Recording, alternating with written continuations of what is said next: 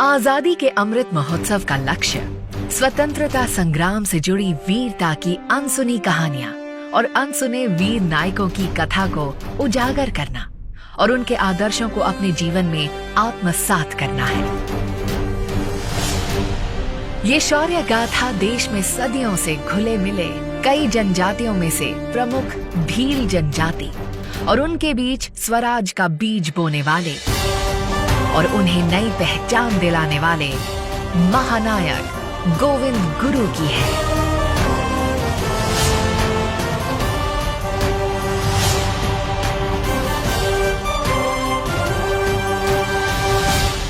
ये कहानी मानगढ़ की पहाड़ी पर हुए उस नरसंहार की है जिसमें हजारों निर्दोष भील आदिवासियों ने भारत माता के लिए अपने प्राण न्यौछावर किए थे। गुजरात की सीमा में मानगढ़ पहाड़ी पर स्मृति वन बना है जिसका उद्घाटन तत्कालीन मुख्यमंत्री और वर्तमान प्रधानमंत्री श्री नरेंद्र मोदी जी ने किया था। आज भूमि पर गोविंद गुरु ने प्रेरणा दी। निशस्त्र समाज सुधारक तरीके काम कर रहा है भगतों समूह संप सभाना लोगों संप सभाना लोगों समाज सुधारવાનું કામ કરે અંગ્રેજ સલ્તનત સામે પોતાનો અવાજ ઉઠાવે અને ગોવિંદ ગુરુથી અંગ્રેજ સલ્તનત ભોપડી। गोविंद गुरु का जन्म 20 दिसंबर 1858 को राजस्थान के डूंगरपुर के बंसिया गांव में हुआ था। उनके नेतृत्व में भीलों का भगत आंदोलन शुरू हुआ था। जब गोविंद गुरु केवल 20 वर्ष के थे उसी समय उन्होंने स्वामी दयानंद सरस्वती के आदर्शों से प्रेरणा ली और 1883 में संप सभा की स्थापना की और इसका आयोजन और प्रसार करना शुरू किया। संप सभा का उद्देश्य भीलों को अंग्रेजों से निडर होकर लड़ने के लिए जागृत करना, गांव-गांव में शिक्षा के लिए पाठशाला का निर्माण करना, बच्चों में संस्कृति की समझ को प्रोत्साहित करना, बड़ों को सनातन धर्म के अनुसरण की प्रेरणा देना, सिर्फ स्वदेशी वस्तु के उपयोग पर जोर देना और शराब और मांस के सेवन को बंद करना था। महात्मा गांधी द्वारा स्वतंत्रता की लड़ाई में संप सभा के आदर्शों से भी प्रेरणा ली गई।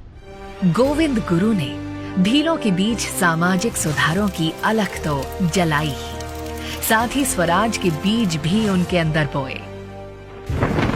इस बीच अंग्रेजों को ये खबर लगी कि गोविंद गुरु अपने अनुयायियों के साथ भारी संख्या में एक सभा में एकत्रित होने वाले हैं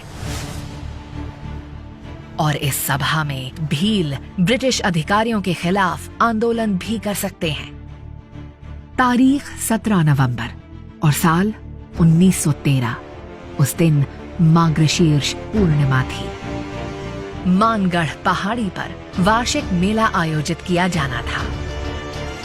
भील बड़ी संख्या में मानगढ़ और अन्य जगहों पर इकट्ठा होने लगे थे। उस बढ़ती भीड़ ने ब्रिटिश हुकूमत की रातों की नींद उड़ा दी। पुलिस ने कर्नल शटर के नेतृत्व में निर्दोष भीलों को घेर कर उन पर गोलियों की बारिश शुरू कर दी। ये भयावह त्रासदी 2 घंटे तक चली और 1500 से अधिक भीलों के लहू से ये पहाड़ी रंग गई। गोविंद गुरु को गिरफ्तार कर लिया गया। उन्हें फांसी की सजा हुई जिसे बाद में आजीवन कारावास में बदल दिया गया। गोविंद गुरु जी ने जेल से रिहा होने के बाद अपना शेष जीवन भील सेवा सदन के माध्यम से लोगों की सेवा में लगा दिया। उन्होंने भुरेठिया और गीतों के माध्यम से भीलों को जागरूक किया। जब पूरा भारत अंग्रेजों के खिलाफ छिड़ी लड़ाई में अपने अपने तरीके से योगदान दे रहा था, उस समय गोविंद गुरु अज्ञानता और अशिक्षा के जाल में फंसे आदिवासियों को जगा रहे थे और जला रहे थे उनके अंदर देशभक्ति की मशाल। ऐसे वीर को शत शत नमन।